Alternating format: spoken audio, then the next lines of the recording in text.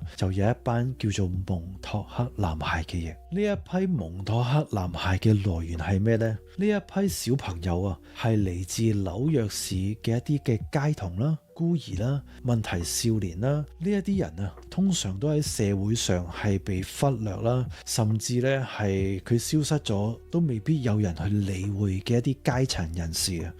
軍方就喺啲暗巷同埋一啲社福系統入邊咧，去揀呢一啲小朋友出嚟，有啲咧係被呃咗去參加啲夏令營啦，有啲咧係直接被綁架，一車一車咁由呢一個紐約市嘅暗巷街頭就車到去呢個長島最東端，送入咗去呢個 Camp Hero 嘅地下室。佢哋啊就好似囚犯咁，換上咗一啲好特定嘅制服，喺呢個地下室嘅走廊冰冷嘅燈光之下，一批批嘅呢一啲小朋友就排喺牆邊，坐喺個金屬椅度等名叫入呢個實驗室裏邊啦。佢哋唔係嚟到要學習點做一個軍人，佢哋係一批批被隔離喺世界之外嘅一啲只可以稱為消耗品嘅嘢。而呢個第三階段嘅實驗係點做呢？個